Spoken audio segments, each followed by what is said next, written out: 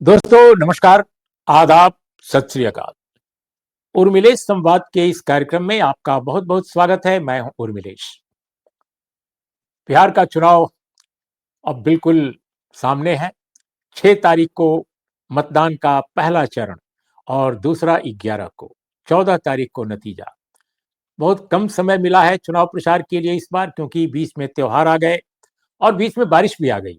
लेकिन इसके बावजूद चुनाव की पूरे देश में चर्चा है और लोग ये मान रहे हैं कि बिहार का चुनाव राष्ट्रीय राजनीति को प्रभावित करेगा, सिर्फ बिहार को नहीं। तो ये बहुत महत्वपूर्ण चुनाव है और इसमें बहुत सारे एलिगेशन, काउंटर एलिगेशंस लग भी रहे हैं।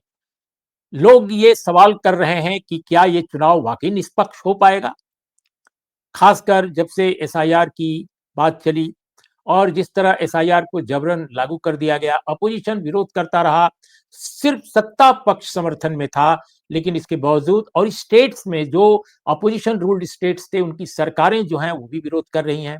लेकिन इसके बावजूद भी उस पर कोई पुनर्विचार नहीं हुआ और सुप्रीम कोर्ट से भी कोई बड़ी राहत नहीं मिली, सिवाय इसके कि आधार को उन्होंने कहा कि इसको भी आप शामिल कीजिए। अगर मगर के बाद उसको भी लिया गया है। अब 12 राज्यों में और होने जा रहा है एसआईआर। तो ये इस पृष्ठभूमि में बिहार का चुनाव हो रहा है। हम चुनाव के बारे में 2-3 मसले जो इस समय उठे हैं, उन पर आज बात करने जा रहे हैं। देश के एक बहुत जाने-माने ऑफिसर, एक रिटायर्ड आईएएस ऑफिसर जो भारत के संसदीय कार्य सचिव भी रह चुके हैं, बिहार में भी पोस्टेड रहे हैं और बिहार कैडर के आईएएस अफसर हैं, रिटायर्ड अफजल अमानुल्लाह साहब। अफजल साहब, आपका बहुत बहुत स्वागत है हमारे इस कार्यक्रम में। सबसे पहले मैं ये समझना चाहता हूं कि चूंकि बिहार आपका स्टेट भी है और वहां आप उसी जगह के आप आईएएस अफसर भी रहे हैं, केंद्र की प्रतिनियुक्ति पर भी रहे हैं, बहुत कुछ जानते हैं देश दुनिया के बारे में।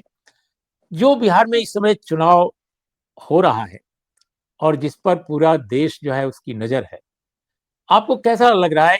क्योंकि एसआईआर के बाद ये भारत में पहला चुनाव है। कैसा माहौल है चुनाव को लेकर? एक संक्षिप्त टिप्पणी, इसके बाद हम फिर और प्रश्न करेंगे। उर्मिलेश जी, ज्यादातर लोगों के बीच में आक्रोश है और आक्रोश वो present government of Nitish Kumar के अगेंस्ट नहीं है। नीतीश कुमार की नीतीश कुमार का एक लेवल है जो जो वो अचीव कर रहे हैं, उसमें लोग अगर आपसे बात भी करेंगे ना, उसके खिलाफ सारी व्यवस्था के खिलाफ रहेंगे, लेकिन नीतीश कुमार को पर्सनली लोग अभी भी एक ओहदे पर रखे हुए हैं। आक्रोश इसलिए है क्योंकि ये एसआईआर का चक्कर चला है, उसमें अभी जैसे 47 लाख लोग हट गए हैं, मान लीजिए कि 20 लाख सही भी हटे हों, आधे से ज्यादा लोग जबरदस्ती छांटे गए हैं। उसमें कोई जरूरी नहीं है कि कोई मुसलमान ही रहे, उसमें उसमें अदर अदर रिलीजन्स भी हैं। तो आखिर वो जब जाएंगे और फिर वोट नहीं दे पाएंगे तो उनका पूरा कुंबे में एक आक्रोश है और ये एसआईआर बैकफायर किया है। और वो अंडरलाइंग करंट है। उर्मिलेश जी, आप बहुत देख लिया है elections.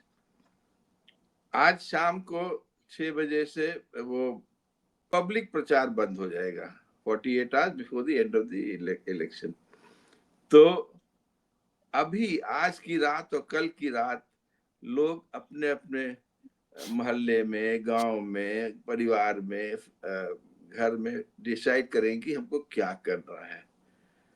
And this is the decision that will be translated into votes. एक अजीब तरह की बात हो गई है कि फैमिलीज में जिन जिन लोगों को ये 10,000 रुपया पहुंच गया है, तो अब इन लोग में लेडीज में एंथुजियाज्म हुआ है। अब ये लेडीज और जेंट्स के बीच में हर घर में झंझट हो जाएगा, हो रहा है कि किसको वोट देंगे। और वो लेडीज इरिस्पेक्टिव मुसलमान हो, हिंदू हो, जो वो इस 10,000 से प्रभावित हुई हैं, लेकिन अभी रिसेंटली जो प्रचार चला है 3-4 दिनों में, उसमें हम देख रहे हैं कि इसको द अदर साइड जो है, जो गठबंधन है, वो इसको काउंटर कर रहा है। गठबंधन का फेवर में है। आप देखिएगा कि हम नौकरी देंगे, और उनका रिकॉर्ड भी है कि नौकरी दिया है, जबकि ये सरकार जो यहाँ 18 साल से है, सेंटर में 11 साल से है, 1 करोड़ जॉब का झांसा देती रही, 15 करोड़ रुपए आएगा झांसा देती रही, जीएसटी बैकफायर किया, मिस्टेक, सब बकवास है। People have realised that, but still majority जो है बिहार में अपर कास्ट का 12-13% है, बाकी सब अदर्स हैं। And Bihar is not now willing to accept an upper caste chief minister face. और नीतीश कुमार को अगर आपने चीफ मिनिस्टर कैंडिडेट नहीं बनाया है, तो वो इफेक्ट करेगा आपके वोट्स पर, because ultimately at one level both JDU and RJD will not allow that to happen. उनके वोटर्स भी छटकेंगे, इधर उधर छटकेंगे। अगर देखें कि नीतीश कुमार अगर नहीं हो रहे हैं तो दे विल स्विच ओवर। मेरा ये रीडिंग है कि the way things are building up, और जब कांग्रेस में भी भाई बहन उतर गए हैं मैदान में, हालांकि थोड़ा लेट आए हैं, आगे क्या करेंगे कैसे करेंगे, दे हैव टू। हम ये तो नहीं बताएंगे उन लोगों कैसे आप लोग कैंपेन करिए, बट कैंपेन चल रहा है। हमको लगता है अगर ये रफ्तार रही तो अभी जो नेक टू नेक फाइट था 2-3 दिन पहले, उसमें महागठबंधन आगे हो गया है, और आगे हो गया है। और ये अगर रफ्तार रही तो आप देखिएगा इलेक्शन में किस टाइम में वो प्रचार पीक करता है, उस पर बहुत निर्भर करता है। जो फेंस सिटर्स हैं वो लोग वोट डिसाइड करेंगे, वो आज रात और कल रात में है। तो कोई आप ये नहीं देखिए कि फर्स्ट राउंड में, नॉर्मली जो एक्सपीरियंस है कि ये एनडीए की सीट्स हैं, फर्स्ट राउंड में ज्यादातर मेजोरिटी एनडीए की होती है, सेकेंड राउंड में महागठबंधन का मेजोरिटी होता है। तो इस राउंड में, फर्स्ट राउंड में हमको लगता है कि अगर ये रफ्तार रही आज का मेंटेन हो गई, तो ये जो नेक टू नेक चल रहा है उसमें it may turn one-sided. It may turn into a landslide for the महागठबंधन, क्योंकि घर में आपको औरत एक तरफ हो गई है, मर्द ऐसी क्षुब्ध है, और नौजवान सब across upper caste and other caste, वो सब जॉब्स वाले में बहुत प्रभावित है। तो अगर वो हुआ तो लैंडस्लाइड हो जाएगा महागठबंधन का, and they might land up with 150 seats, 150 के आसपास महागठबंधन का हो सकता है। अब प्रॉब्लम आप देखिएगा कि इन लोग जो बेवकूफी किया है, वो अब कांग्रेस का 9 सीट वो लड़ रहे हैं अपने ही में। अब ये तो बहुत बड़ी बेवकूफी है। हाईकमांड क्या कर रहा था भाई? सो रहा था। तो उनका एक्ट गड़बड़ हो गया है पूरा। बट स्टिल हमको लगता है कि महागठबंधन आगे हो गया है उर्मिलेश जी।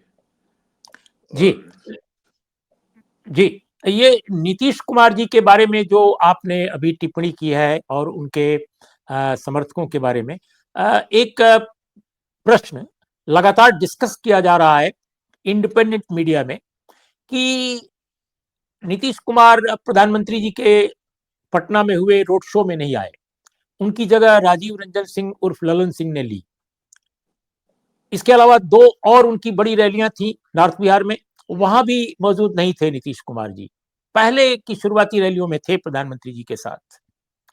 आमतौर पे होता है कि प्रधानमंत्री जब किसी राज्य में चुनाव प्रचार में निकलते हैं, और अगर वो बीजेपी रूल्ड स्टेट है या एनडीए रूल्ड स्टेट है, तो वहां के प्रधानमंत्री और टॉप लीडर्स प्रधानमंत्री जी के साथ रहते हैं। लेकिन इस बार ऐसा नहीं हुआ। मैं नहीं जानता कि आज क्या होगा। आज हो सकता है कि नीतीश जी और प्रधानमंत्री एक साथ कहीं मिले, मैं नहीं जानता कि, क्योंकि हम पहले थोड़ी बात कर रहे हैं।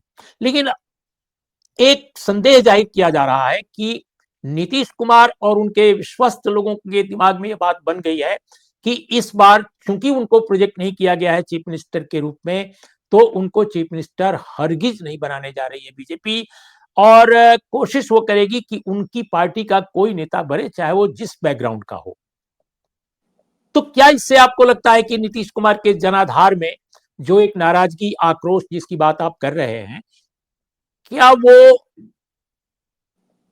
गठबंधन की सीमा को, सरहद को लांघ कर भी वोटिंग कर सकता है? क्योंकि अखबारों में खबर बिहार के मैंने देखी और कई वेबसाइटों पर देखी कि साहब नवादा, नालंदा, जहानाबाद, इस इलाके में बहुत सारे लोग जो कुर्मी बिरादरी के हैं या एक्सट्रीम बैकवर्ड कम्युनिटी के हैं, वो कह रहे हैं कि हम जेडीयू को वोट देंगे हर जगह, लेकिन जहां बीजेपी का कैंडिडेट है या चिराग पासवान का है, वहां हम नहीं भी दे सकते हैं।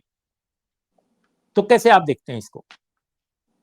एक तो नीतीश कुमार क्लियर मैसेज दे रहे हैं, लोग जो भी बोले कि दिमाग कमजोर हो गया या क्या हो गया, अभी जो लगता है कि ही इज इन कमांड, और ये क्लियर मैसेज दे रहे हैं कि भाई प्राइम मिनिस्टर साहब, आप एनडीए का बोलते हैं लेकिन अपना बीजेपी का झंडा लेके घूम रहे हैं, तो हम अपना जेडीयू का अलग झंडा घुमा रहे हैं। तो वो नीतीश कुमार अपना अलग झंडा घुमा रहे हैं, और इस हिसाब से बीजेपी तो किसी हाल में 1 और 2 नंबर पर नहीं रहेगी। इट विल बी 3 या आई डोंट नो उसके बाद क्या है, लेकिन 1 और 2 तो आरजेडी और जेडीयू ही रहेगी, बिकॉज वोट पड़ेगा नीतीश और तेजस्वी के नाम पर ही। और अगर बीजेपी इस तरह से अपने आप को अलग कर गई है तो वो काफी डाउन हो सकती है, और लोग जो वर्कर्स हैं जेडीयू के, आई थिंक कि उन लोग छलांग तो लगाएंगे, एकदम स्वाभाविक रूप से छलांग लगाएंगे, क्योंकि वो देख रहे हैं कि उनके नेता को बेइज्जत किया गया है, और ये मैसेज जा रहा है कि हमारा नेता है जो अच्छा भला काम तो उसने किया था शुरू में, भले अभी लॉ एंड ऑर्डर 3-4 साल से गड़बड़ा गया है या कुछ हो गया है, करप्शन बढ़ गया है और हो गया, but they would blame for the rest of the evil जो कहते हैं, जिसको पॉवर्टी, अनएम्प्लॉयमेंट, ये सब के लिए तो केंद्र सरकार को ही ब्लेम करते हैं। तो नीतीश कुमार का दो चीज है, एक तो नीतीश कुमार का पर्सनल लेवल अभी बरकरार है, उनकी पर्सनल क्रेडिबिलिटी बरकरार है, वोट उनके नाम पर ही पड़ेगा, and he will be the major partner in the NDA. और तीसरा ये है कि उनके वर्कर्स छलांग लगाएंगे, जी, दैट इज जी। लेकिन ये वजह क्या है कि भारतीय जनता पार्टी और उसका जो नेतृत्व है वो बहुत कॉन्फिडेंट है।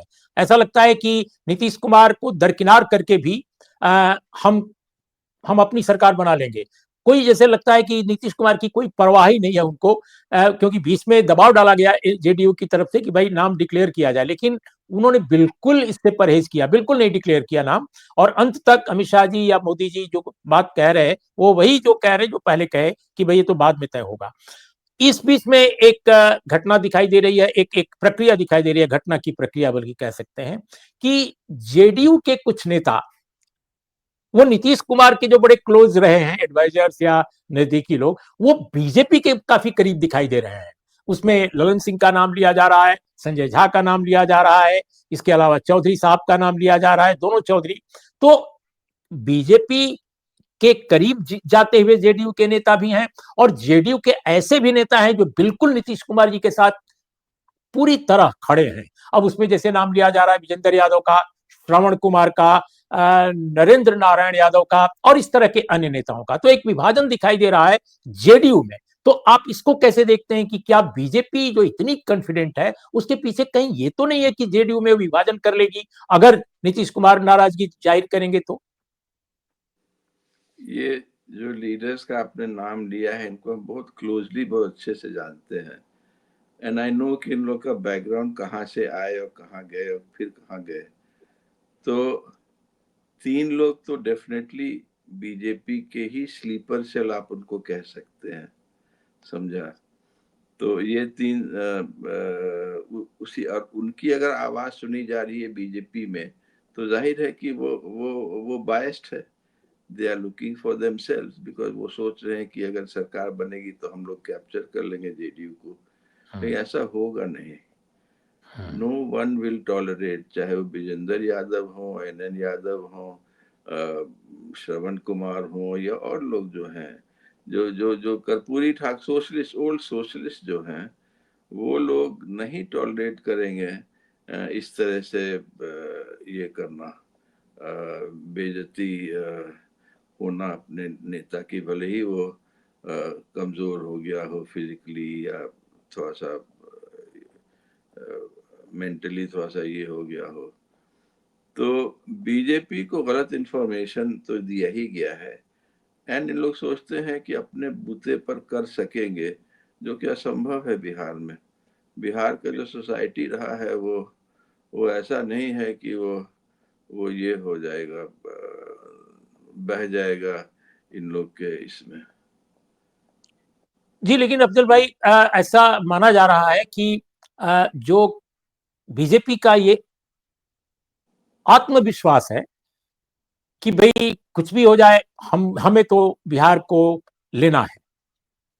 आमतौर पे उसके जो लीडर्स हैं, उसके जो कार्यकर्ता हैं, वो भी ये बात कह रहे हैं, दबी जुबान से ही नहीं, खुल के कह रहे हैं सड़कों पर कि इस बार तो बिहार हमारा है।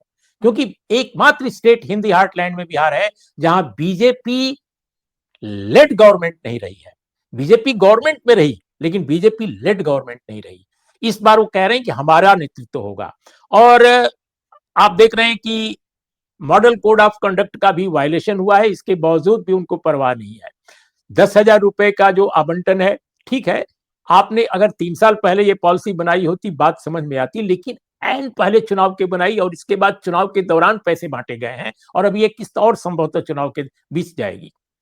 इसके बाद अभी हमने देखा कि इलेक्शन कमीशन ऑफ इंडिया ने 23 अक्टूबर को बिहार में पोस्ट किए गए ऑब्जर्वर्स की लिस्ट जारी की है, और उसमें एक गंभीर आरोप लग रहा है कि बीजेपी रूल्ड स्टेट्स के जो आईएएस ऑफिसर्स हैं, आईपीएस ऑफिसर्स हैं या अन्य जो अफसर हैं, उनकी भारी मात्रा है, यानी 68% जो आईएएस ऑफिसर्स हैं उनको बताया जाता है बीजेपी रूल्ड स्टेट्स के हैं या केंद्र शासित क्षेत्र सब मिलाकर। इसी तरह से जो पुलिस ऑफिसर्स हैं उनका भी परसेंटेज बहुत ज्यादा है, हेवी डिप्लॉयमेंट है। तो इन दोनों पहलुओं को मद्देनजर रख करके आप एक सीनियर आईएएस अफसर होने के नाते, एक रिटायर्ड अफसर जो इतना अनुभव रखता है, आप कैसे देखते हैं?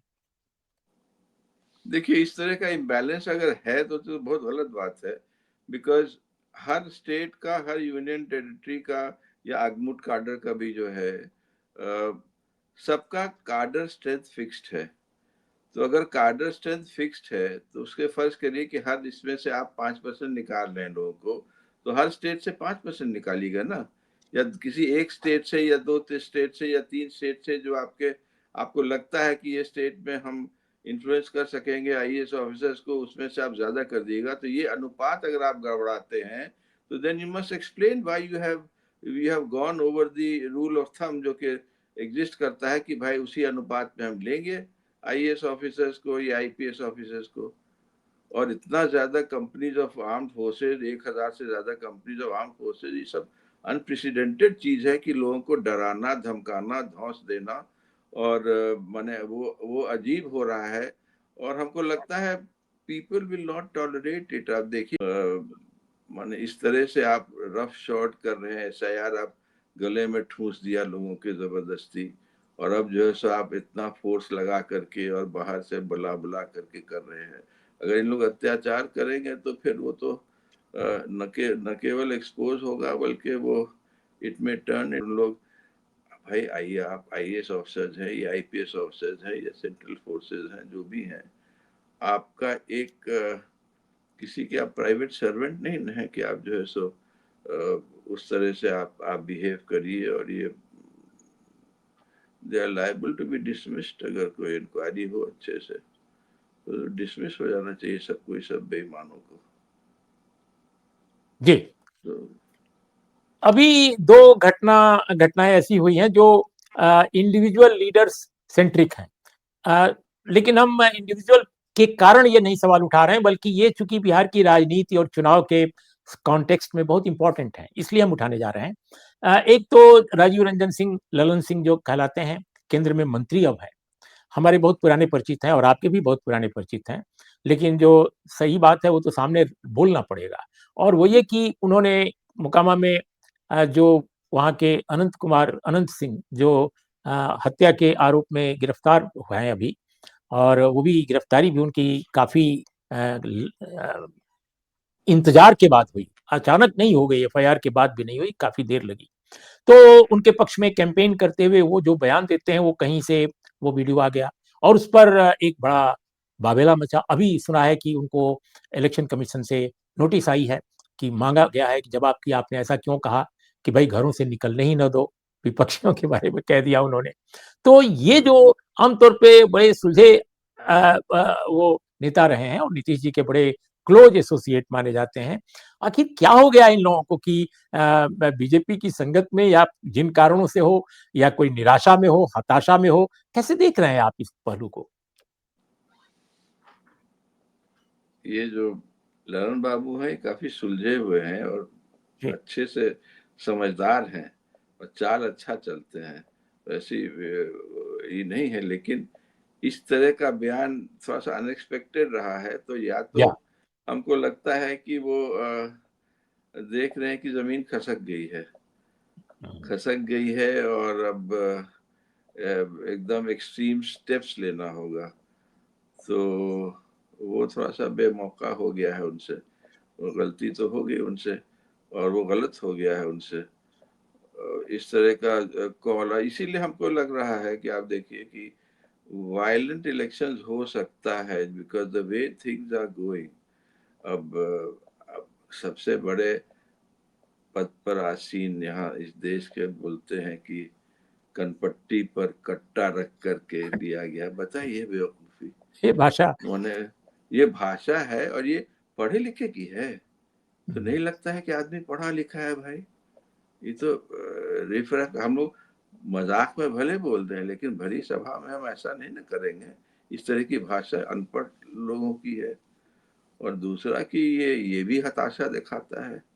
अच्छा, उस तरह से एक्नॉलेज भी कर दिया कि तेजस्वी सीएम हो रहा है, कि हमको उसको सीएम बनाना है।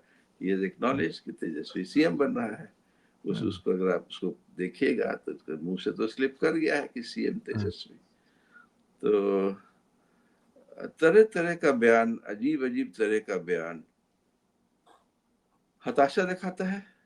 जी, अगर अगर अपनी, हम इस टिप्पणी को इसलिए कर रहे हैं कि अगर वो बयान सही है तो, जो वीडियो ललन सिंह के बारे में आया है, हाँ हाँ अगर वो ये बयान हाँ सही है हाँ, तो हम लोग आपस में एकदम डिस्कस कर रहे हैं एकदम इस मुद्दे एकदम, को। अगर सही है तो वो ठीक नहीं है। जी, जी। जी। अफ़ज़ल साहब, एक और सवाल मैं आपसे पूछना चाहता हूँ और वो सवाल है तेजस्वी यादव के बारे में। उन्होंने ओवैसी साहब के बारे में, एमआईएम के जो चीफ हैं, हैदराबाद से जो सांसद हैं, उनके बारे में ये कह दिया कि अ, एक इंटरव्यू में कहा, एक महिला पत्रकार ने जो इंटरव्यू लिया उसका हमने क्लिप देखा केवल, कि उनका एक्सट्रीमिस्ट एक अप्रोच जैसी कोई बात कह दी, तो इसलिए हमने अलायंस में नहीं लिया, इस तरह की बात। अब इसको काफ़ी विवाद इस पर मच गया है और ओवैसी साहब ने किशनगंज में अपनी बैठकों में, अपनी सभाओं में खूब जम करके तेजस्वी को फायर किया है। काफ़ी उनके खिलाफ ऐसी भी बातें कही हैं जो उनको नहीं कहनी चाहिए थी। अब ठीक है, एक बार निकल गया मुँह से, हो सकता है कि वो कहना कुछ और चाहते रहे होंगे, मुँह से निकल गया हो, लेकिन काफ़ी उस पर बोला उन्होंने। और लालू प्रसाद यादव के खिलाफ, उनके पिता और उनके खिलाफ जो वहाँ के उम्मीदवार हैं किशनगंज में, उन्होंने भी बहुत बोला है और इतना बोला है कि उनको तो कल्पना नहीं की जा सकती, बहुत ओपन अनपार्लियामेंट्री लैंग्वेज में बोला है। तो इस प्रकरण को आप कैसे देखते हैं? क्या इससे बीजेपी को फ़ायदा हो सकता है, या ये क्या इसमें मुश्किलात क्या दिखाई दे रही हैं आपको? ये तेजस्वी का हमने सुना नहीं है, लेकिन अगर उसने कहा है कि एक्सट्रीम व्यूज वाले हैं, तो हुँ। एक्सट्रीम व्यूज और एक्सट्रीमिस्ट में बहुत बड़ा अंतर है। हाँ, नहीं, एक्सट्रीमिस्ट एक्स शब्द भी सुनाई देता है, हल्का-सा एक्सट्रीमिस्ट अच्छा शब्द भी अच्छा, देखा है, सुनाई देता तो है। एक्सट्रीम व्यूज व्यूज ओवैसी साहब का तो है ही है, इसमें से कोई हुँ, दो राय नहीं है। हुँ, हुँ, और मुसलमान डिवाइड करने के लिए ही गए हैं। वो सब कोई मुसलमान जान गया है कि he is playing for the NDA. ये हमको लगता है ओवैसी साहब का फैक्टर लास्ट इलेक्शन से कम हो जाएगा। हुँ, लास्ट हुँ, इलेक्शन से कम हो जाएगा। He will not be able to, जिस मकसद के लिए वो वहां पर गए हैं, आने का कोई तुक नहीं था। हजारों हजार मील दूर आकर के एक अच्छा खासी जगह में पोलराइजेशन करना, it only it will only help the NDA. है ना। तो ये उनका वो शुभचिंतक नहीं हमको लगता है मुसलमानों के हैं वो। हालांकि वो बहुत पढ़े लिखे, सुलझे, या बहुत अच्छे वक्ता हैं, वेल रेड, उनकी स्पीचेस भी है वेल रिसर्च्ड, ऐसा नहीं है। अपनी अपना जो विद्वान आदमी इस तरह से अगर करे तो दुर्भाग्य ही हम कह सकते हैं, दुर्भाग्य कह सकते हैं तो मतलब देश के। ओवैसी साहब के बारे में इसका मतलब आपका मूल्यांकन ये है कि वो प्रतिभाशाली हैं, लेकिन उनकी राजनीति से न तो माइनॉरिटी कम्युनिटी को अ, उनके हित प्रोटेक्ट होते हैं, उनके इंटरेस्ट न तो प्रोटेक्ट होते हैं, और न ही जो हमारा संवैधानिक लोकतंत्र है, सेकुलर लोकतंत्र है, सेकुलर डेमोक्रेसी है, न तो वो स्ट्रेंथन होती है, बल्कि उसका फायदा कहीं न कहीं बीजेपी, आरएसएस जैसे संगठनों को मिलता है। आप ये कहना चाहते हैं क्या? Exactly, exactly, 100%, 100%। वो कोई मुसलमानों के हित की बात नहीं है उनके उनके बातों में। और वो he is helping another side. किस तरह से कर रहे हैं, बी टीम के तरह कर रहे हैं या क्या कर रहे हैं। शुरू में तो यही था कि दोनों एमआईएम और जन स्वराज प्रशांत किशोर साहब की है, दोनों वो कर रहे हैं तो है। तो आपके माध्यम से हम अपने आईएएस ऑफिसर्स, आईपीएस ऑफिसर्स और अदर ब्रदर ऑफिसर्स, चाहे वो पुलिस में चाहे कहीं हो, रिटर्निंग ऑफिसर्स, डिस्ट्रिक्ट मजिस्ट्रेट, सबको हम अपील करना चाहते हैं कि भाई देखो, जिंदगी तुम्हारी एक ही है और तुम्हारा जो जिंदगी में कमाई है वो तुम्हारी ईमानदारी और तुम्हारी निष्पक्षता है। और इलेक्शन में कम से कम तुम लोग निष्पक्ष रहो। तुम ठीक है सरकार की चमचागिरी करो, सरकार का तलवा चाटो, सरकार का जो भी करना है करो, जहाँ चाटना है चाटो, लेकिन तुम इलेक्शन में कम से कम ईमानदारी बरतो, क्योंकि ये हम लोग का very basics of our democracy है। और the officers should realise, officers को रियलाइज करना चाहिए कि कम से कम इस बार तो बेईमानी न करो भाई, और कोई इलेक्शन में बेईमानी नहीं करो। तो ये बहुत सीरियस अपील है मेरी आपके माध्यम से सारे जी। ऑफिसर्स को कि भैया ऊपर वाले से डरो, क्योंकि तुम्हारी इज्जत फिर तुम्हारे खानदान में भी नहीं होगी। तुम्हारे बीवी बच्चे भी कहें कि मेरा बाप जो है सो बेईमान निकला, आपके मुंह पर नहीं कहें लेकिन जरूर कहेंगे, आपके खानदान वाले कहेंगे आपको। उससे भी डरो, भगवान से तो डर नहीं चाहिए, अल्लाह से डरना चाहिए। कम से कम इसको एक पायस ड्यूटी के हिसाब से लेना चाहिए। या जी। अफजल अमानुल्लाह, आपने जो ये अपील अंत में जारी की है बहुत महत्वपूर्ण है, और मैं समझता हूँ कि भारत की जो नौकरशाही है, जो भारत के सर्वोच्च जो सेवा है, उसमें अगर संविधान के प्रति गहरी प्रतिबद्धता ना हो, तो ये सचमुच डेमोक्रेसी का जो पूरा का पूरा वजूद है, वो क्षत विक्षत हो जाएगा, वो खत्म हो जाएगा, इसमें कोई दो राय नहीं है। इसलिए बहुत महत्वपूर्ण बात आपने कही है। इन्हीं शब्दों के साथ हम आज की चर्चा का समापन करते हैं। हम फिर आपसे भविष्य में बात करते रहेंगे। दोस्तों, आपको हमारी आज की चर्चा कैसी लगी? बिल्कुल बेबाक अपनी राय जरूर जाहिर कीजिएगा, और आपकी हर राय का हम सम्मान करते हैं, आपकी असहमति का भी सम्मान करते हैं। इन्हीं शब्दों के साथ हमें इजाजत दीजिए। नमस्कार, आदाब, सत श्री अकाल।